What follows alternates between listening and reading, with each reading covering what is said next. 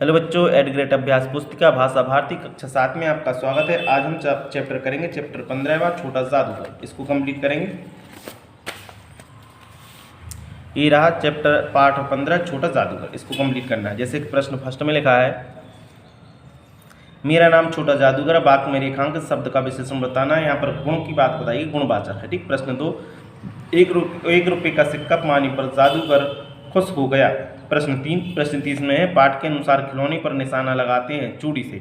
प्रश्न 4, छोटे जादूगर ने माँ की दवा का प्रबंध कैसे करने की सोची, खेल तमाशा दिखाकर। प्रश्न 5, ठंडा शब्द में किस पंचम वर्ण का प्रयोग किया गया है, ना का। यहाँ पर क्वेश्चन नंबर 5 होता है कंप्लीट। हम देखेंगे प्रश्न नंबर 6।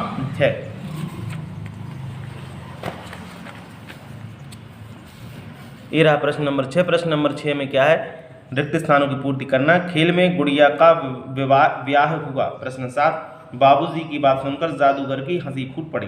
प्रश्न 8, जीते हुए खिलौनों से जादूगर ने तमाशा दिखाया। प्रश्न 9, जादूगर की बाचालता के कारण सभी को मजा आया। प्रश्न 10, उसके दुर्लभ हाथ उठकर रह गए। वाक्य में दुर्लभ विशेषण शब्द का प्रयोग हुआ है।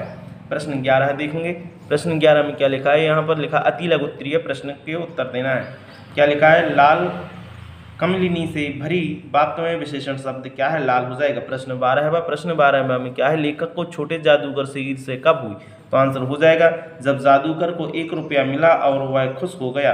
प्रश्न 13, हिंदी साहित्य के क्षेत्र में मील का पत्थर किसे कहा गया, जयशंकर प्रसाद को।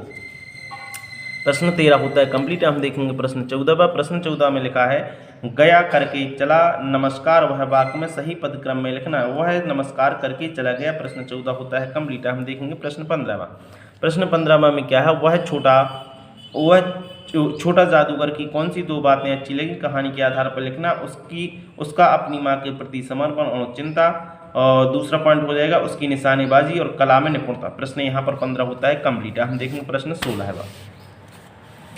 प्रश्न 16 में क्या है, छोटे जादूगर की तरह है, यदि आप जादूगर होते तो क्या क्या खेल दिखाते। आंसर हो जाएगा, मैं ताश के पत्तों की तरह तरह के जादू दिखाता, खिलौनों को चलाता, लोगों को अद्भुत करतब दिखाकर आनंदित करता। प्रश्न 16 होता है कंप्लीट। प्रश्न 17, उस दिन जादूगर की वाणी में प्रसन्नता की तरी नहीं थी, मानो उसे रोए रो रहे थे। लेखक ने ऐसा क्यों कहा, अपने विचार दीजिए।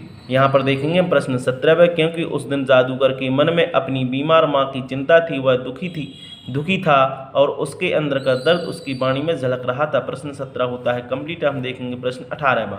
प्रश्न 18 में क्या है, तमाशा देखने नहीं दिखाने आया हूँ, कुछ पैसे ले जाऊँगा तो माँ को पथ्य दूंगा। इन पंक्तियों का भाव लिखिए। आंसर हो जाएगा, इसका भाव है कि छोटे जादूगर का उद्देश्य तमाशा देखकर आनंद लेना नहीं था, बल्कि वह खेल दिखाकर पैसा कमाना चाहता था ताकि वह अपनी बीमार माँ की देखभाल कर सके। प्रश्न 18 होता है कंप्लीट। हम देखेंगे प्रश्न 19। प्रश्न 19 में क्या है, दीर्घ उत्तरीय प्रश्न लिखना है इसकी। ठीक है, तो छोटे जादूगर की तरह आपको 100 रुपये इनाम में मिल जाए तो आप क्या करोगे। आंसर हो जाएगा, अगर मुझे 100 रुपये मिल जाए तो मैं उन पैसों का सदुपयोग करूंगा, मैं अपनी ज़रूरत की चीज़ें खरीदूंगा और बाकी पैसों से दूसरों की मदद करने का प्रयास करूंगा, जैसे छोटे जादूगर ने अपनी माँ के लिए किया। प्रश्न 19 होता है कंप्लीट। आप हम देखेंगे प्रश्न 20।